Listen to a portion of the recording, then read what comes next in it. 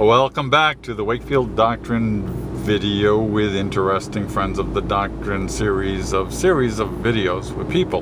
Part two, we're back with Zoe of re-written.redone.com. Hi Zoe, you're still with us, yes? Yeah. Okay. Yes, definitely. We've made it. Good. As I mentioned to you before we went on air, this one, for some reason, I was taking extra care and doing notes, trying to come up with interesting questions, So I came up with an interesting question. It's one of those things, the first answer I'm after. If they had blogs and blogging and all of what we associate with blogging, if they had that when you were 19 years old, what would you have named your blog? What a great question. When I was 19, I wouldn't have had one. But, it probably would have been, something substance-induced, because I wasn't in good shape back then. Well, we could have imagined. Now, we're pretending that there are flags. Some sort of trippy name. I don't know. What would I call it? Well, now that I hear your reaction, that kind of makes me think of my own, which was... Yeah, what would you call it? What would you call yours? I run into the same, not surprisingly, the same answer, which is I don't know that I would have been inclined to do a blog at 19, even if I had the wherewithal and the capability. Yeah, I think really I would have been too tainted. I would have been too above it, I would have been the opposite. I mean, I didn't do this. I had the same opinion of blogging as I heard you express, which was, yeah, all right, whatever. Who needs to do a blog? And I took it a step further of thinking, well, since I didn't have the doctrine in mind at the time, just blogging in general, I thought, well, who cares? Who cares what I think about life and all of these things? So I scorned and looked down on bloggers. Then when the doctrine started chewing my life up, the blogging became simply an avenue. I mean, that's just a way to promote it, push it, and publicize the Wakefield Doctrine. And so now that changed everything. Blogging is a wonderful thing. Yeah, isn't that funny? But, it's funny, huh? Yeah. Yeah. So. Yeah, I just don't think I'm as cocky as I was at 19. 50 has brought, thank God, some maturity. So, I think I'm more willing to try things that I might have looked at as dorky before. Yep.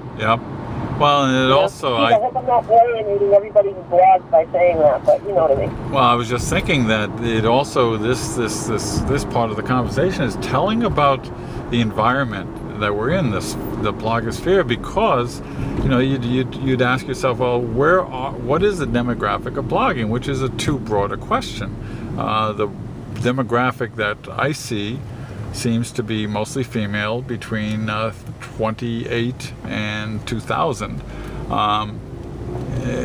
but it doesn't account for myself at 19. We're not in the same part of the sphere, I guess. So maybe boys. Yeah.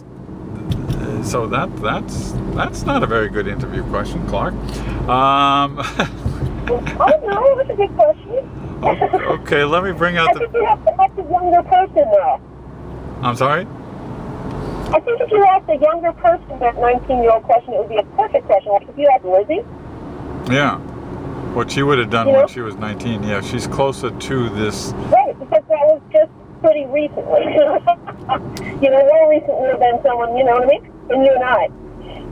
Well, that also opens up the larger and really cool and interesting question about the shape of reality based on the features, meaning she grew up in a more technological and, maybe not blogs early 90s, but by the time she came of that age, they certainly were there.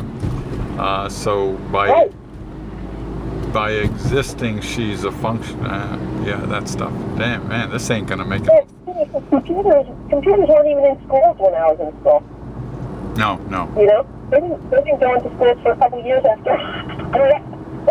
Yeah, I don't even want to benchmark my school years, but you're right. No, they didn't have them then. Interesting question. Whether they would be.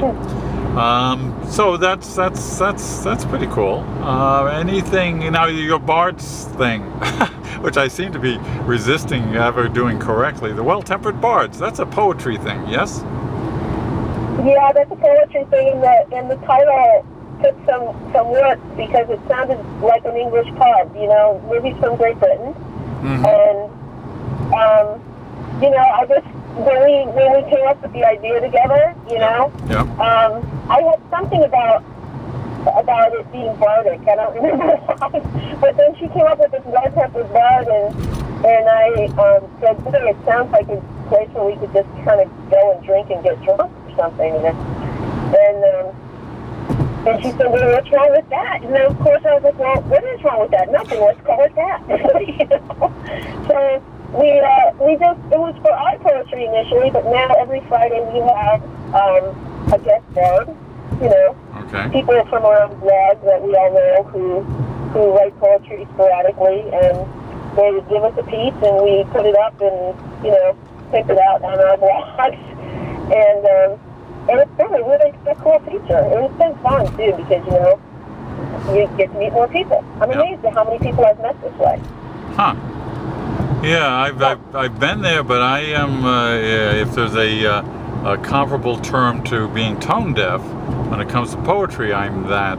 I simply don't have an ear for whatever the word is, genre, style, thing.